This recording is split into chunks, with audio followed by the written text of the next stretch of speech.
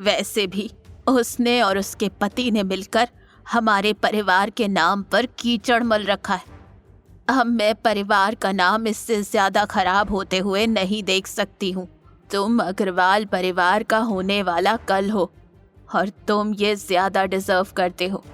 ठीक है दादी, लेकिन अवनी को इस बात का पता चल गया तो क्या उसका पति कौन सा कोई राजकुमार है कि वो हमसे पंगा लेगा? घर से निकाल ही चुकी हूँ।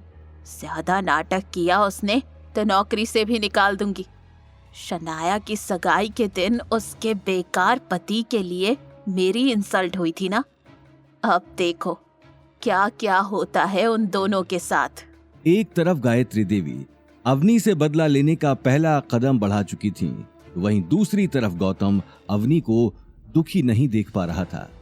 वो मान ही नहीं सकता था कि नील जैसा अय्याश आदमी जिससे सिर्फ पार्टी करने का शौक है, वो अपने दिन रात डिजाइन बनाने में लगाएगा। और गौतम को यह भी पता था कि गायत्री देवी कितनी एम्बिशियस है। वो अवनी को नीचा जरूर दिखाना चाहती थी, पर वो उसके लिए अवतार ग्रुप के प्रोजेक्ट खोने का रिस्क नहीं लेने वाली थी। तो फिर अवनी के डिजाइन से बेटर डिजाइन उसे कहां से मिला होगा? गौतम मुंशी जी को कॉल लगाकर उनसे फाइंड आउट करना चाहता है कि क्या नील या गायत्री देवी ने किसी इंटरनेशनल डिजाइनर का काम चुराया है, क्योंकि उसे कॉन्फिडेंस था कि राजस्थान में क्या इंडिया में भी कोई भी अवनी के इस डिजाइन को बीट नहीं कर सकता था। देखते ही देखते दिन निकल गया। अवनी अनिल और गीता से ऑफिस में क्या हुआ छुपाती है और गौतम से भी कहती है कि इस बारे में वो उनसे कुछ ना कहे। अवनी ऑफिस के लिए निकली और अभी भी उसकी आंखों में वही मायूसी छाई हुई थी। गौतम अवनी के साथ ऑफिस जाना चाहता था। वो उसे उदास अकेले में नहीं छोड़ना चाहता था, पर गीता को लगता है कि गौतम घर के कामकाज में कामचोरी करना चाहता है, और तब वो पैर दर्द का बहाना बनाती है और गौतम से अपने पैर दबवाती है। वो गौतम को एक मिनट भी अकेला नहीं छोड़ती कि वो मुंशी जी या अभिनव से ये पता कराए कि अग्रवाल ग्रुप में क्या हो रहा है। बार बार उसके दिमाग में अवनी का वो मायूस चेहरा आता रहता है, पर वो जितने भी बहाने बनाए गीता उससे कोई ना कोई काम कराती ही रहती है। वहीं दूसरी तरफ गायत्री देवी ने अभिनव गुप्ता के पास अवनी का डिजाइन भेज दिया, जिस पर अब नील का नाम लिखा था।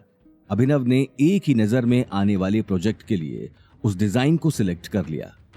पूरी कंपनी में खुशी का माहौल छाया हुआ था, लेकिन सबसे ज्यादा खुशी शनाया और नील को थी, क्योंकि नील अब कंपनी का डिजाइन डायरेक्टर बन चुका था। वहीं अवनी को कंपनी में आते ही कुछ अलग सा फील होने लगा। इससे पहले कि वो किसी से कुछ पूछती, शनाया उसके सामने आकर खड़ी हो गई और उसे ऊपर से नीचे तक देखने लगी और फिर बोली, जाओ जाकर नील का कैबिन साफ करो, वो आता ही होगा।